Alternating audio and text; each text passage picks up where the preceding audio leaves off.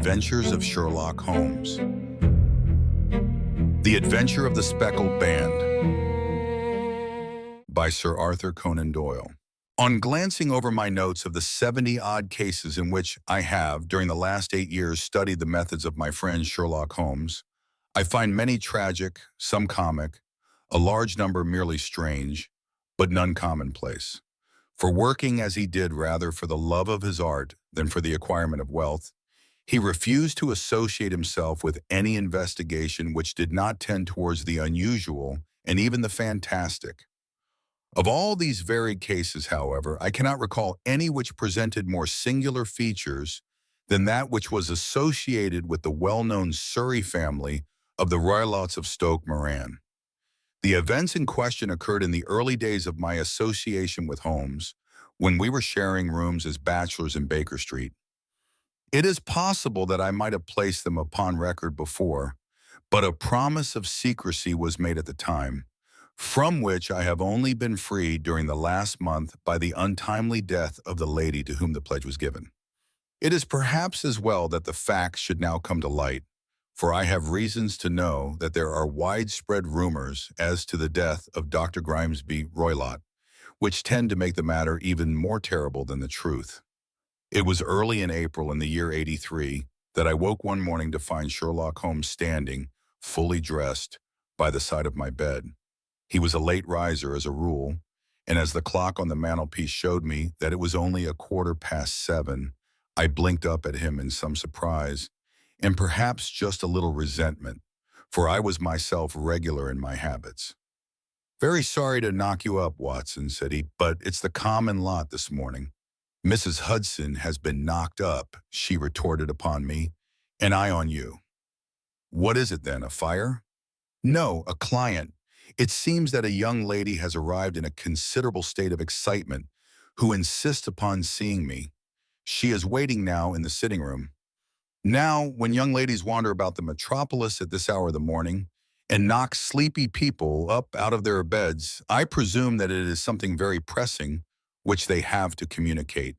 Should it prove to be an interesting case, you would, I am sure, wish to follow it from the outset. I thought at any rate that I should call you and give you the chance." "My dear fellow, I would not miss it for anything." I had no keener pleasure than in following Holmes in his professional investigations and in admiring the rapid deductions, as swift as intuitions, and yet always founded on a logical basis with which he unraveled the problems which were submitted to him. I rapidly threw on my clothes and was ready in a few minutes to accompany my friend down to the sitting room. A lady dressed in black and heavily veiled, who had been sitting in the window, rose as we entered. "Good morning, madam," said Holmes cheerily. "My name is Sherlock Holmes. This is my intimate friend and associate, Dr. Watson, before whom you can speak as freely as before myself. Ah, I am glad to see that Mrs. Hudson has had the good sense to light the fire. Pray draw up to it, and I shall order you a cup of hot coffee, for I observe that you are shivering." "It is not cold which makes me shiver," said the woman in a low voice, changing her seat as requested. "What then?" "It is fear, Mr. Holmes. It is terror." She raised her veil as she spoke, and we could see that she was indeed in a pitiable state of agitation, her face all drawn and gray, with restless, frightened eyes, like those of some hunted animal. Her features and figure were those of a woman of 30, but her hair was shot with premature gray, and her expression was weary and haggard. Sherlock Holmes ran her over with one of his quick, all-comprehensive glances. "You must not fear," said he soothingly, bending forward and patting her forearm. "We shall soon set matters right, I have no doubt. You have come in by train this morning, I see." "You know me, then?" "No, but I observe the second half of a return ticket in the palm of your left glove. You must have started early, and yet you had a good drive in a dog-cart along heavy roads before you reached the station." The lady gave a violent start and stared in bewilderment at my companion. "There is no mystery, my dear madam," said he, smiling. "The left arm of your jacket is spattered with mud in no less than 7 places. The marks are perfectly fresh. There is no vehicle save a dog cart which throws up mud in that way, and then only when you sit on the left-hand side of the driver. Whatever your reasons may be, you are perfectly correct, said she. I started from home before 6, reached Leatherhead at 20 past, and came in by the first train to Waterloo. Sir, I can stand this strain no longer. I shall go mad if it continues. I have no one to turn to, none save only one who cares for me, and he, poor fellow, can be of little aid. I have heard of you, Mr. Holmes. I have heard of you from Mrs. Farintosh, whom you helped in the hour of her sore need. It was from her that I had your address. Oh, sir, do you not think that you could help me too, and at least throw a little light through the dense darkness which surrounds me? At present, it is out of my power to reward you for your services, but in a month or 6 weeks I shall be married, with the control of my own income, and then at least you shall not find me ungrateful. Holmes turned to his desk and, unlocking it, drew out a small case book which he consulted. Farintosh, said he. Ah, yes, I recall the case. It was concerned with an opal tiara. I think it was before your time, Watson. I can only say, madam, that I shall be happy to devote the same care to your case as I did to that of your friend. As to reward, my profession is its own reward, but you are at liberty to defray whatever expenses I may be put to at the time which suits you best. And now I beg that you will lay before us everything that may help us in forming an opinion upon the matter. Alas, replied our visitor, the very horror of my situation lies in the fact that my fears are so vague, and my suspicions depend so entirely upon small points, which might seem trivial to another, that even he to whom of all others I have a right to look for help and advice looks upon all that I tell him about it as the fancies of a nervous woman. He does not say so, but I can read it from his soothing answers and averted eyes. But I have heard, Mr. Holmes, that you can see deeply into the manifold wickedness of the human heart. You may advise me how to walk amid the dangers which encompass me. I am all attention, madam. My name is Helen Stoner, and I am living with my stepfather, who is the last survivor of one of the oldest Saxon families in England, the Roylotts of Stoke Moran, on the western border of Surrey. Holmes nodded his head. The name is familiar to me, said he. The family was at one time among the richest in England, and the estates extended over the borders into Berkshire in the north and Hampshire in the west. In the last century, however, 4 successive heirs were of a dissolute and wasteful disposition, and the family ruin was eventually completed by a gambler in the days of the Regency. Nothing was left save a few acres of ground and the 200-year-old house, which is itself crushed under a heavy mortgage. The last squire dragged out his existence there, living the horrible life of an aristocratic pauper, but his only son, my stepfather, seeing that he must adapt himself to the new conditions, obtained an advance from a relative, which enabled him to take a medical degree and went out to Calcutta, where, by his professional skill and his force of character, he established a large practice. In a fit of anger, however, caused by some robberies which had been perpetrated in the house, he beat his native butler to death and narrowly escaped a capital sentence. As it was, he suffered a long term of imprisonment and afterwards returned to England, a morose and disappointed man. When Dr. Roylott was in India, he married my mother, Mrs. Stoner, the young widow of Major General Stoner of the Bengal Artillery. My sister Julia and I were twins, and we were only 2 years old at the time of my mother's remarriage. She had a considerable sum of money, not less than £1,000 a year, and this she bequeathed to Dr. Roylott entirely while we resided with him, with a provision that a certain annual sum should be allowed to each of us in the event of our marriage. Shortly after our return to England, my mother died. She was killed 8 years ago in a railway accident near Crewe. Dr. Roylott then abandoned his attempts to establish himself in practice in London and took us to live with him in the old ancestral house at Stoke Moran. The money which my mother had left was enough for all our wants, and there seemed to be no obstacle to our happiness. But a terrible change came over our stepfather about this time. Instead of making friends and exchanging visits with our neighbors, who had at first been overjoyed to see a Roylott of Stoke Moran back in the old family seat, he shut himself up in his house and seldom came out save to indulge in ferocious quarrels with whoever might cross his path. Violence of temper approaching to mania has been hereditary in the men of the family, and in my stepfather's case it had, I believe, been intensified by his long residence in the tropics.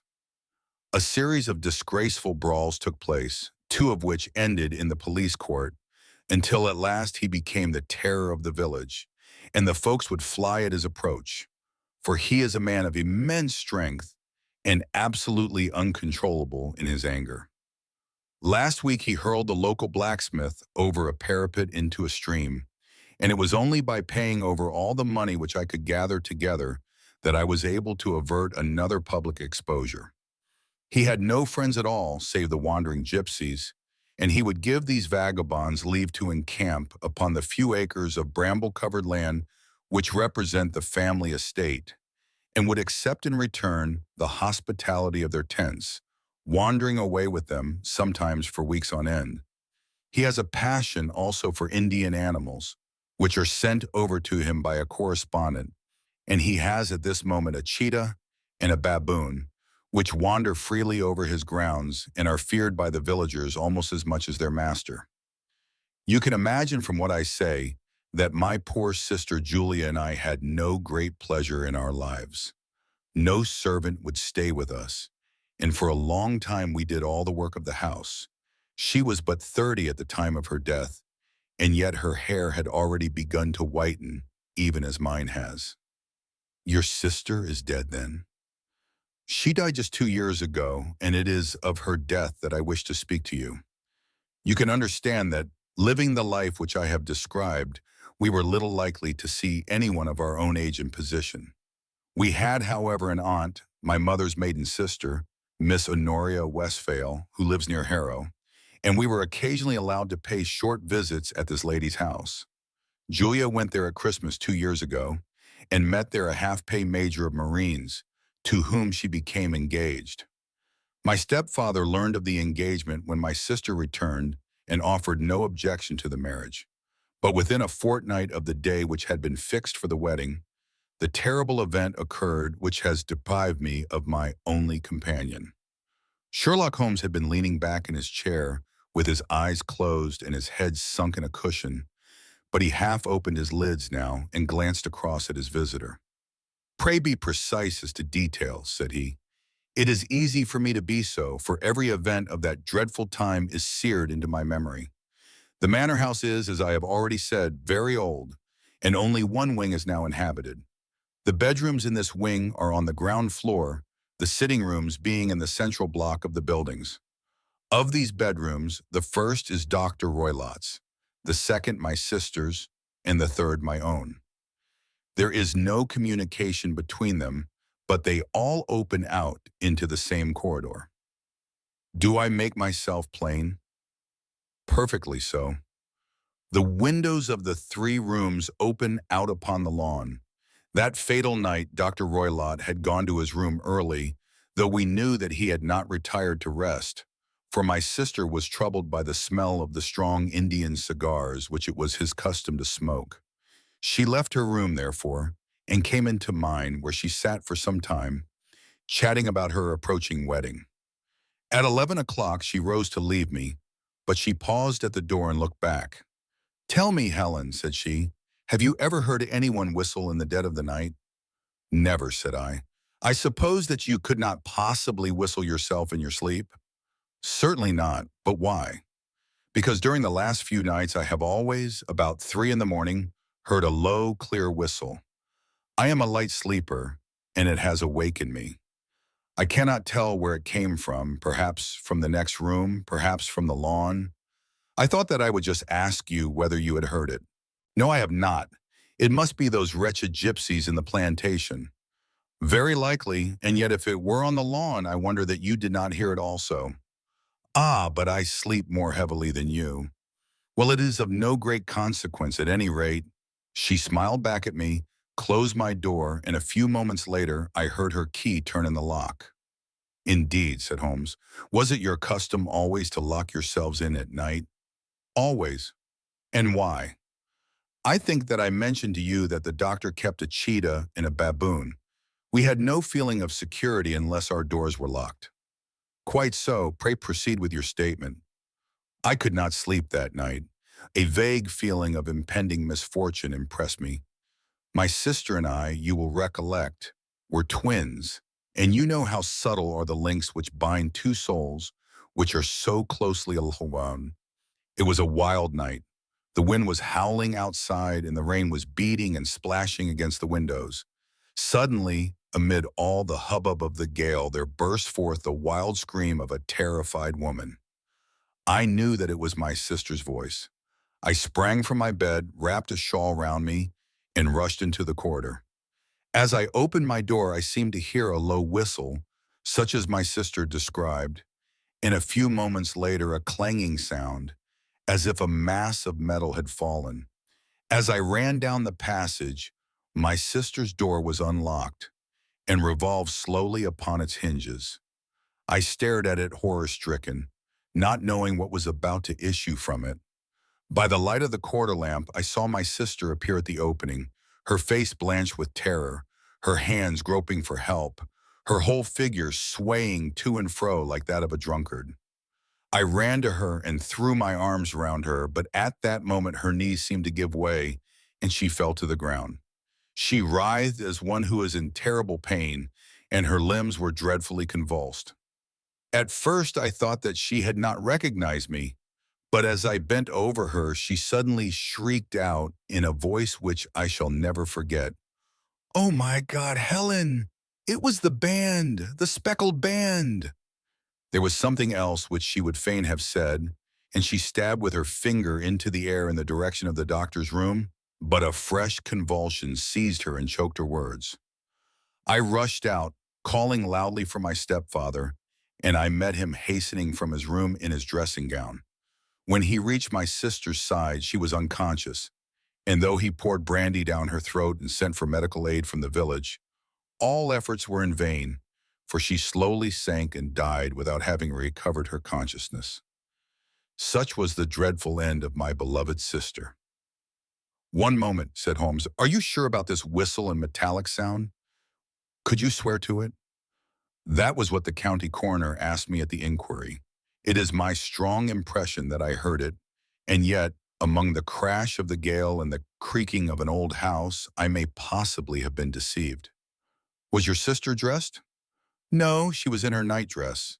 In her right hand was found the charred stump of a match, and in her left a matchbox, showing that she had struck a light and looked about her when the alarm took place. That is important. And what conclusions did the coroner come to? He investigated the case with great care, for Dr. Roy Lott's conduct had long been notorious in the county, but he was unable to find any satisfactory cause of death.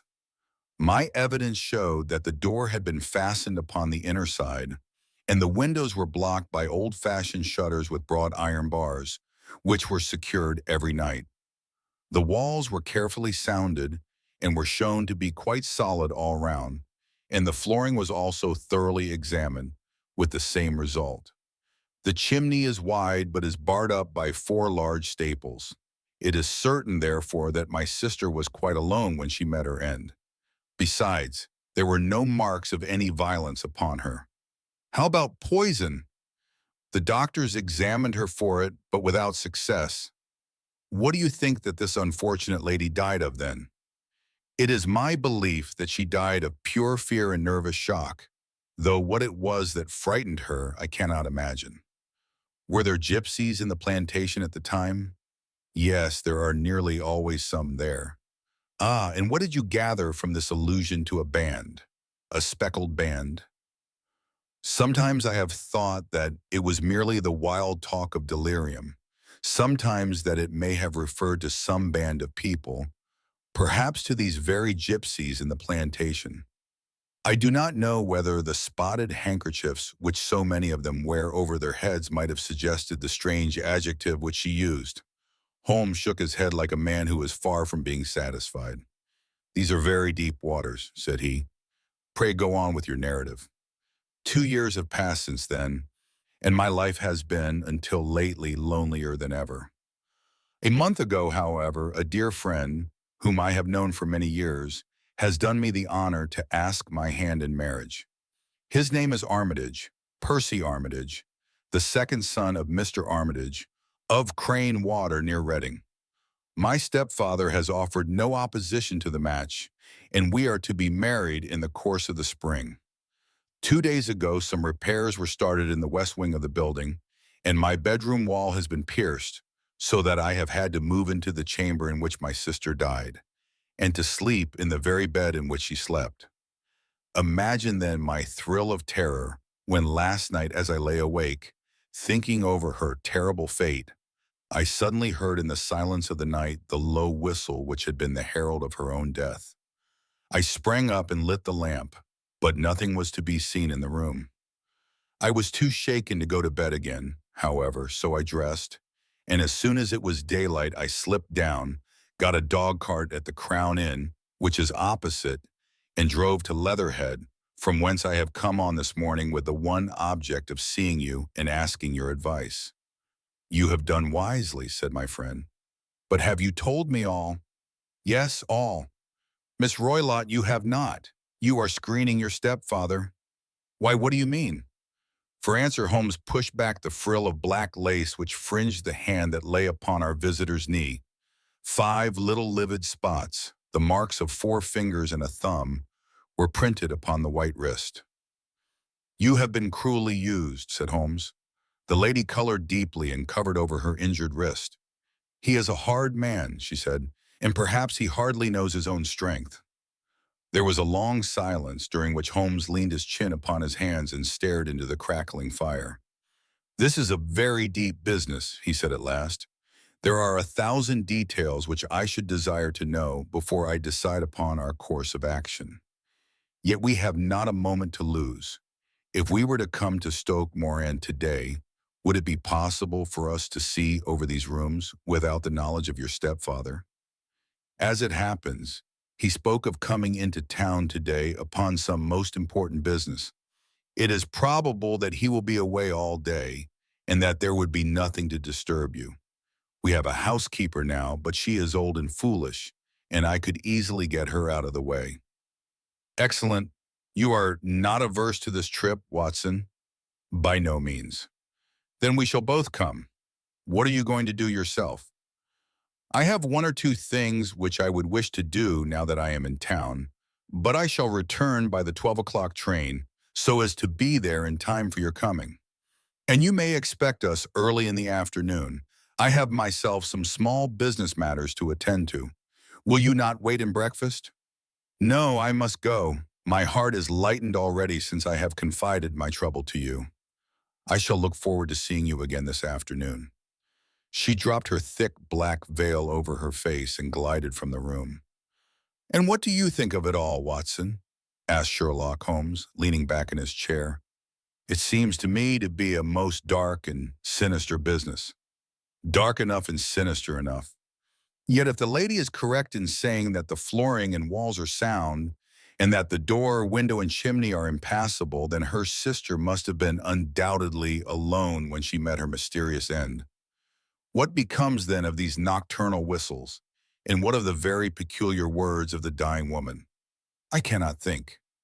When you combine the ideas of whistles at night, the presence of a band of gypsies who are on intimate terms with this old doctor, the fact that we have every reason to believe that the doctor has an interest in preventing his stepdaughter's marriage, the dying allusion to a band, and finally the fact that Miss Helen Stoner heard a metallic clang, which might have been caused by one of those metal bars that secured the shutters falling back into its place, I think that there is good ground to think that the mystery may be cleared along those lines.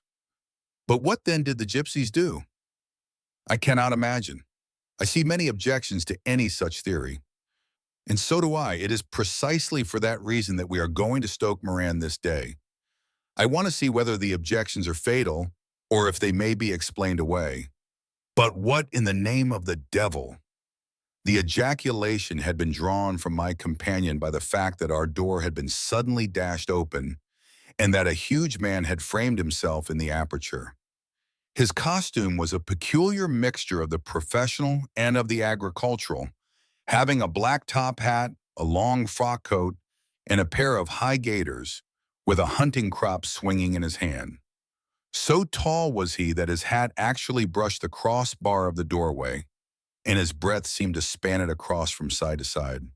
A large face seared with 1,000 wrinkles, burned yellow with the sun, and marked with every evil passion, was turned from one to the other of us, while his deep-set, bile-shot eyes and his high, thin, fleshless nose gave him somewhat the resemblance to a fierce old bird of prey. "Which of you is Holmes?" asked this apparition. "My name, sir, but you have the advantage of me," said my companion quietly. "I am Dr. Grimesby Roylott, of Stoke Moran." "Indeed, doctor," said Holmes blandly. "Pray take a seat." "I will do nothing of the kind. My stepdaughter has been here. I have traced her. What has she been saying to you?" "It is a little cold for the time of the year," said Holmes. "What has she been saying to you?" Screamed the old man furiously.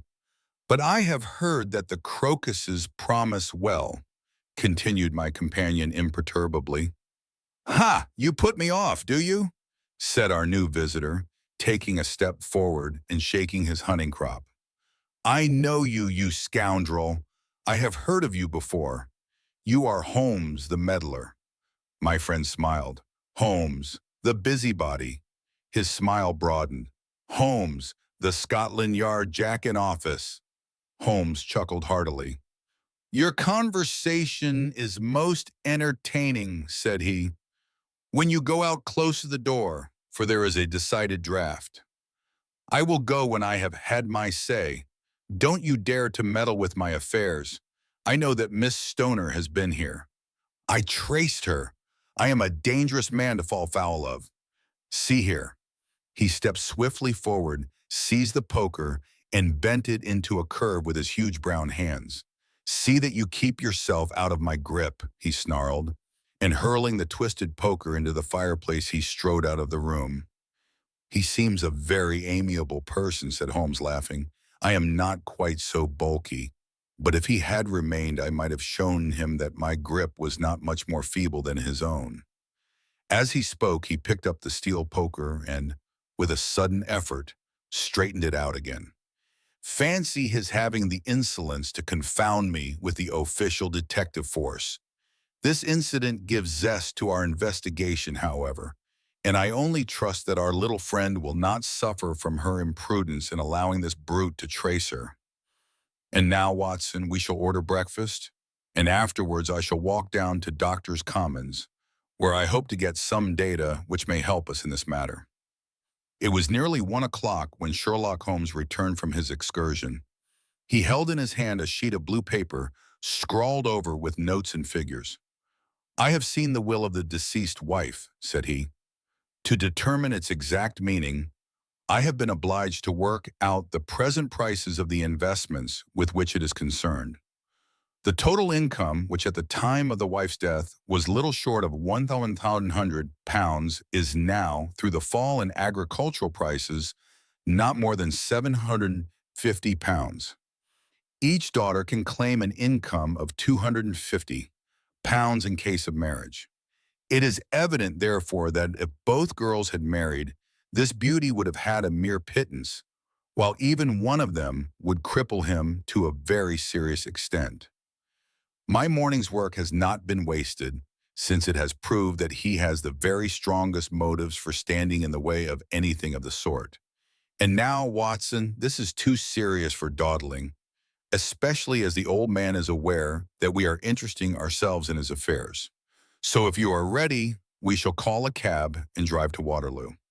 I should be very much obliged if you would slip your revolver into your pocket. And Ely's number 2 is an excellent argument with gentlemen who can twist steel pokers into knots. That and a toothbrush are, I think, all that we need.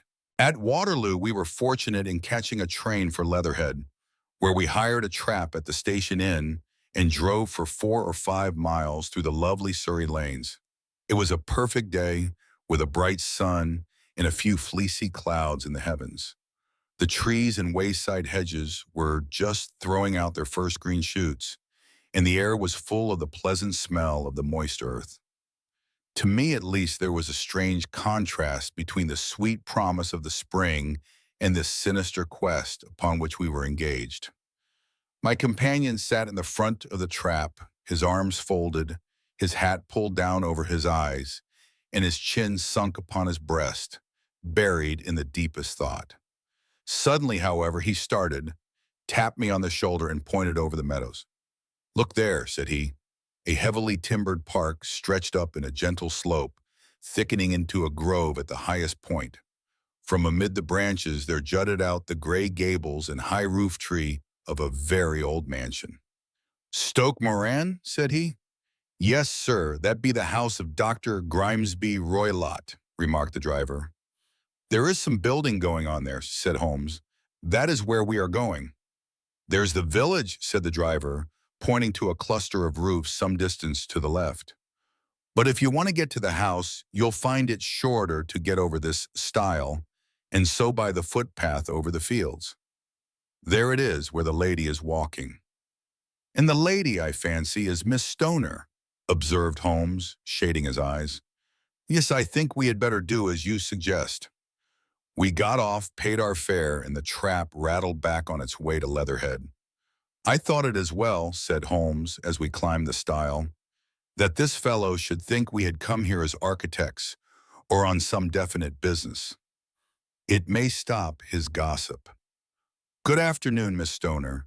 You see that we have been as good as our word." Our client of the morning had hurried forward to meet us with a face which spoke her joy. "I have been waiting so eagerly for you," she cried, shaking hands with us warmly. "All has turned out splendidly. Dr. Roylott has gone to town, and it is unlikely that he will be back before evening." "We have had the pleasure of making the doctor's acquaintance," said Holmes, and in a few words he sketched out what had occurred. Miss Stoner turned white to the lips as she listened. "Good heavens," she cried. "He has followed me then." "So it appears. He is so cunning that I never know when I am safe from him. What will he say when he returns? He must guard himself, for he may find that there is someone more cunning than himself upon his track. You must lock yourself up from him tonight. If he is violent, we shall take you away to your aunt's at Harrow. Now we must make the best use of our time, so kindly take us at once to the rooms which we are to examine." The building was of gray, lichen-blotched stone, with a high central portion and two curving wings, like the claws of a crab, thrown out on each side. In one of these wings the windows were broken and blocked with wooden boards, while the roof was partly caved in, a picture of ruin. The central portion was in little better repair, but the right-hand block was comparatively modern, and the blinds in the windows, with the blue smoke curling up from the chimneys, showed that this was where the family resided. Some scaffolding had been erected against the end wall, and the stonework had been broken into, but there were no signs of any workmen at the moment of our visit. Holmes walked slowly up and down the ill-trimmed lawn and examined with deep attention the outsides of the windows. "This, I take it, belongs to the room in which you used to sleep, the center one to your sisters, and the one next to the main building to Dr. Roylott's chamber?" "Exactly so, but I am now sleeping in the middle one, pending the alterations, as I understand. By the way, there does not seem to be any very pressing need for repairs at that end wall." "There were none. I believe that it was an excuse to move me from my room." "Ah, that is suggestive. Now, on the other side of this narrow wing runs the corridor from which these three rooms open." "There are windows in it, of course." "Yes, but very small ones, too narrow for anyone to pass through. As you both locked your doors at night, your rooms were unapproachable from that side.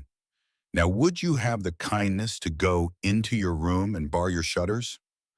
Miss Stoner did so, and Holmes, after a careful examination through the open window, endeavored in every way to force the shutter open, but without success.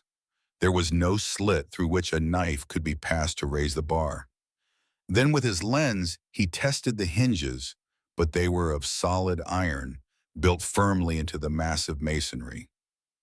Said he, scratching his chin in some perplexity. My theory certainly presents some difficulties.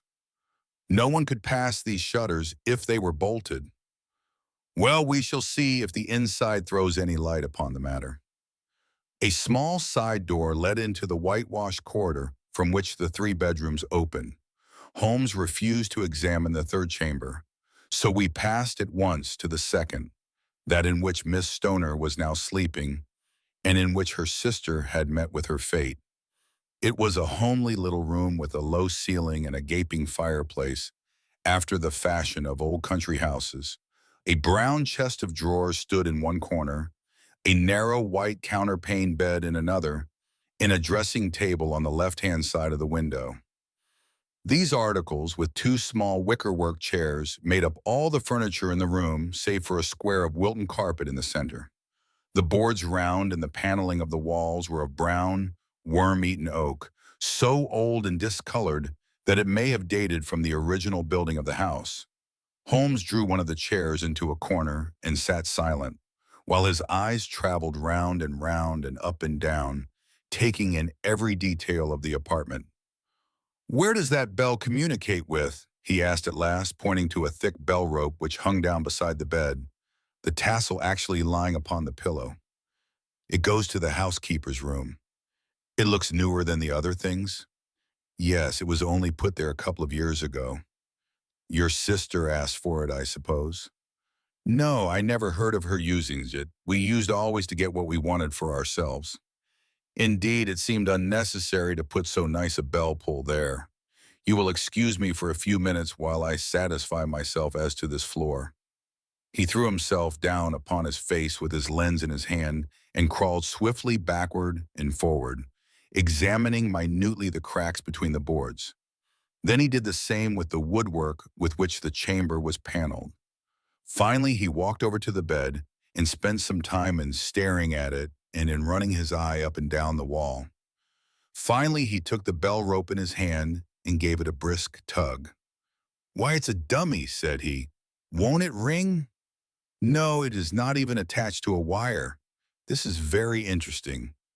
You can see now that it is fastened to a hook, just above where the little opening for the ventilator is." "How very absurd. I never noticed that before." "Very strange," muttered Holmes, pulling at the rope. "There are 1 or 2 very singular points about this room. For example, what a fool a builder must be to open a ventilator into another room, when with the same trouble he might have communicated with the outside air." "That is also quite modern," said the lady. "Done about the same time as the bell rope?" remarked Holmes. "Yes, there were several little changes carried out about that time. They seem to have been of a most interesting character, dummy bell ropes and ventilators which do not ventilate. With your permission, Miss Stoner, we shall now carry our researches into the inner apartment." Dr. Grimesby Roylott's chamber was larger than that of his stepdaughter, but was as plainly furnished. A camp bed, a small wooden shelf full of books, mostly of a technical character, an armchair beside the bed, a plain wooden chair against the wall, a round table, and a large iron safe were the principal things which met the eye. Holmes walked slowly round and examined each and all of them with the keenest interest. "What's in here?" he asked, tapping the safe. "My stepfather's business papers." "Oh, you have seen inside then?" "Only once, some years ago. I remember that it was full of papers." "There isn't a cat in it, for example?" "No, what a strange idea. Well, look at this." He took up a small saucer of milk which stood on the top of it. "No, we don't keep a cat, but there is a cheetah and a baboon." "Ah, yes, of course. Well, a cheetah is just a big cat, and yet a saucer of milk does not go very far in satisfying its wants, I dare say. There is one point which I should wish to determine." He squatted down in front of the wooden chair and examined the seat of it with the greatest attention. Thank you. That is quite settled, said he, rising and putting his lens in his pocket. Hello, here is something interesting. The object which had caught his eye was a small dog lash hung on one corner of the bed. The lash, however, was curled upon itself and tied so as to make a loop of whipcord. What do you make of that, Watson? It's a common enough lash, but I don't know why it should be tied. That is not quite so common, is it? Ah, me, it's a wicked world, and when a clever man turns his brains to crime, it is the worst of all. I think that I have seen enough now, Miss Stoner, and with your permission, we shall walk out upon the lawn. I had never seen my friend's face so grim, or his brow so dark as it was when we turned from the scene of this investigation. We had walked several times up and down the lawn, neither Miss Stoner nor myself liking to break in upon his thoughts before he roused himself from his reverie. It is very essential, Miss Stoner, said he, that you should absolutely follow my advice in every respect. I shall most certainly do so. The matter is too serious for any hesitation. Your life may depend upon your compliance. I assure you that I am in your hands. In the first place, both my friend and I must spend the night in your room. Both Miss Stoner and I gazed at him in astonishment. Yes, it must be so. Let me explain. I believe that is the village inn over there? Yes, that is the Crown. Very good. Your windows would be visible from there? Certainly. You must confine yourself to your room on pretense of a headache when your stepfather comes back. Then when you hear him retire for the night, you must open the shutters of your window, undo the hasp, put your lamp there as a signal to us, and then withdraw quietly with everything which you are likely to want into the room which you used to occupy. I have no doubt that, in spite of the repairs, you could manage there for one night. Oh yes, easily. The rest you will leave in our hands. But what will you do? We shall spend the night in your room, and we shall investigate the cause of this noise which has disturbed you. I believe, Mr. Holmes, that you have already made up your mind, said Miss Stoner, laying her hand upon my companion's sleeve. Perhaps I have. Then, for pity's sake, tell me what was the cause of my sister's death. I should prefer to have clearer proofs before I speak. You can at least tell me whether my own thought is correct, and if she died from some sudden fright. No, I do not think so. I think that there was probably some more tangible cause. And now, Miss Stoner, we must leave you, for if Dr. Roylott returned and saw us, our journey would be in vain. Goodbye, and be brave, for if you will do what I have told you, you may rest assured that we shall soon drive away the dangers that threaten you. Sherlock Holmes and I had no difficulty in engaging a bedroom and sitting room at the Crown Inn. They were on the upper floor, and from our window, we could command a view of the avenue gate and of the inhabited wing of Stoke Moran Manor House. At dusk, we saw Dr. Grimesby Roylott drive past, his huge form looming up beside the little figure of the lad who drove him. The boy had some slight difficulty in undoing the heavy iron gates, and we heard the hoarse roar of the doctor's voice and saw the fury with which he shook his clenched fists at him. The trap drove on, and a few minutes later, we saw a sudden light spring up among the trees as the lamp was lit in one of the sitting rooms. Do you know, Watson, said Holmes as we sat together in the gathering darkness, I have really some scruples as to taking you tonight. There is a distinct element of danger. Can I be of assistance?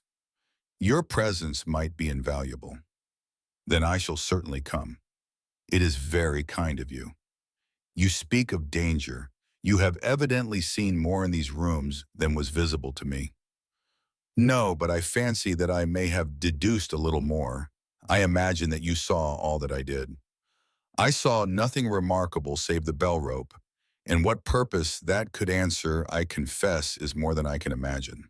You saw the ventilator too? Yes, but I do not think that it is such a very unusual thing to have a small opening between two rooms. It was so small that a rat could hardly pass through. I knew that we should find a ventilator before ever we came to Stoke Moran. My dear Holmes. Oh, yes, I did. You remember in her statement, she said that her sister could smell Dr. Roylott's cigar. Now, of course, that suggested at once that there must be a communication between the two rooms.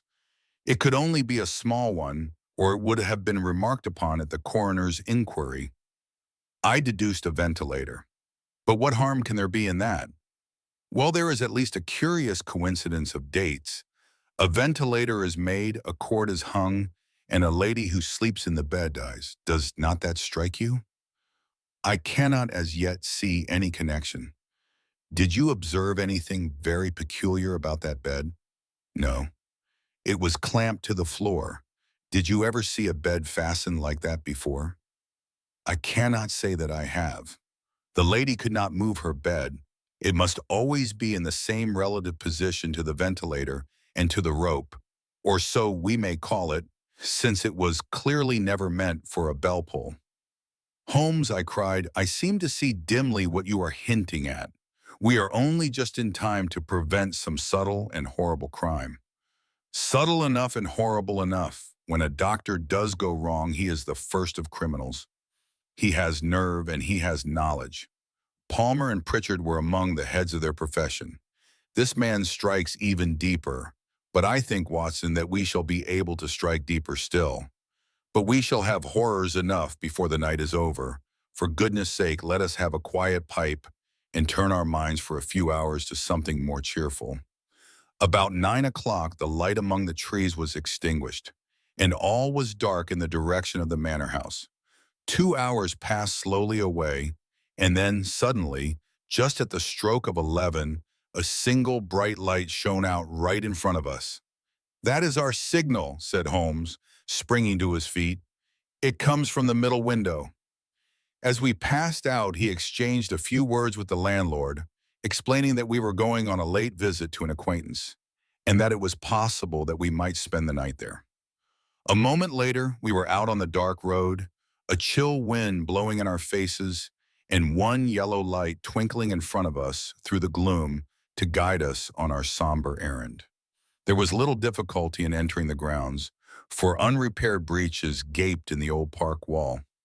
Making our way among the trees, we reached the lawn, crossed it, and were about to enter through the window when out from a clump of laurel bushes there darted what seemed to be a hideous and distorted child, who threw itself upon the grass with writhing limbs and then ran swiftly across the lawn into the darkness.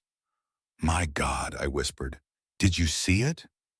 Holmes was for the moment as startled as I. His hand closed like a vice upon my wrist in his agitation.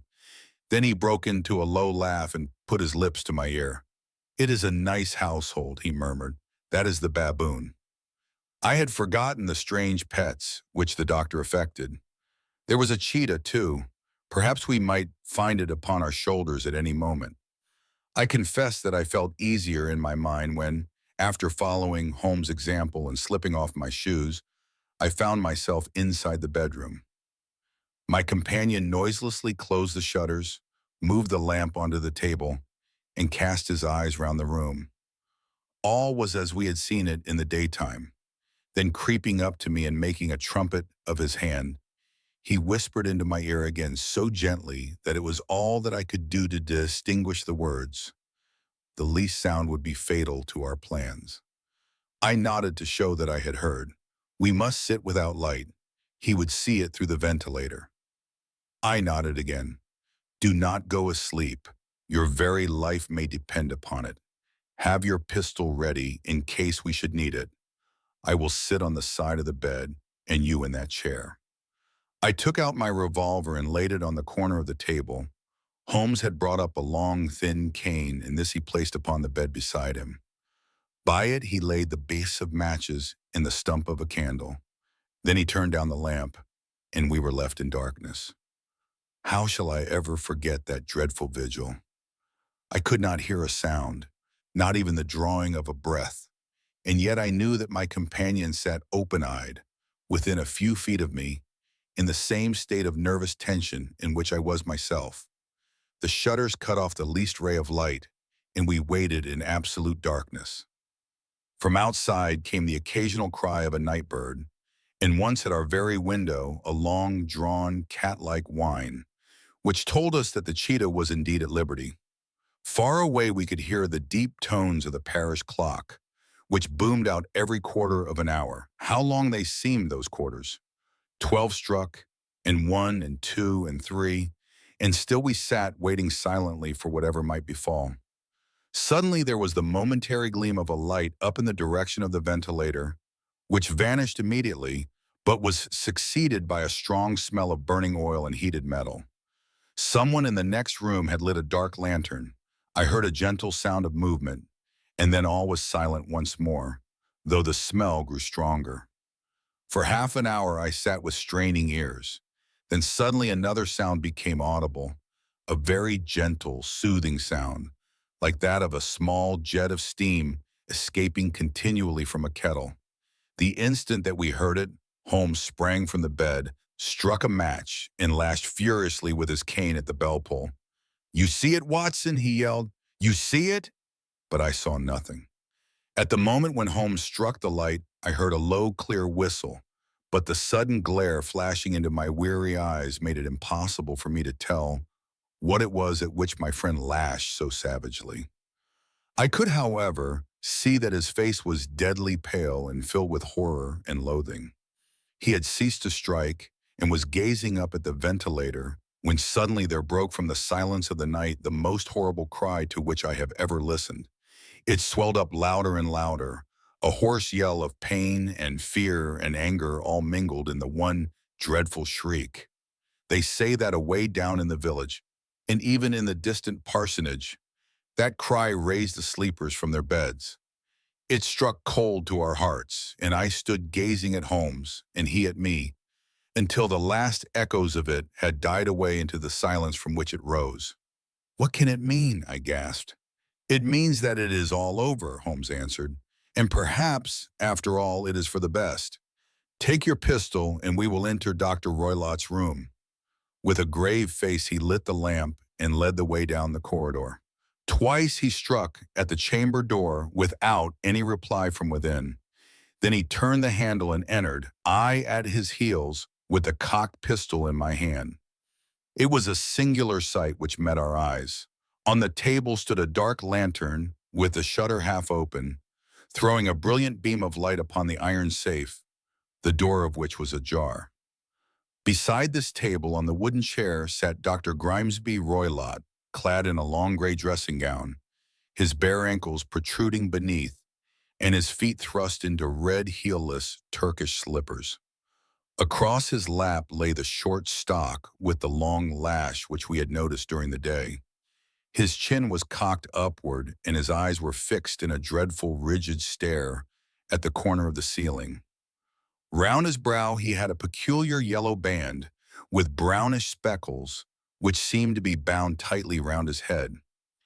As we entered, he made neither sound nor motion. "The band, the speckled band," whispered Holmes. I took a step forward. In an instant, his strange headgear began to and there reared itself from among his hair the squat, diamond-shaped head and puffed neck of a loathsome serpent. "It is a swamp adder," cried Holmes, "the deadliest snake in India. He has died within 10 seconds of being bitten."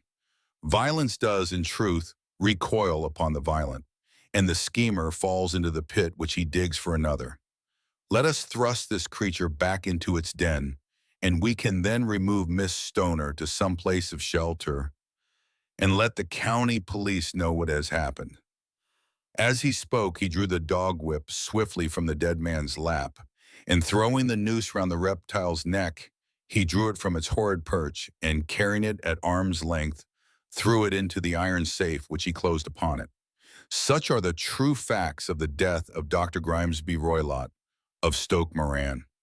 It is not necessary that I should prolong a narrative which has already run to too great a length by telling how we broke the sad news to the terrified girl, how we conveyed her by the morning train to the care of her good aunt at Harrow, of how the slow process of official inquiry came to the conclusion that the doctor met his fate while indiscreetly playing with a dangerous pet.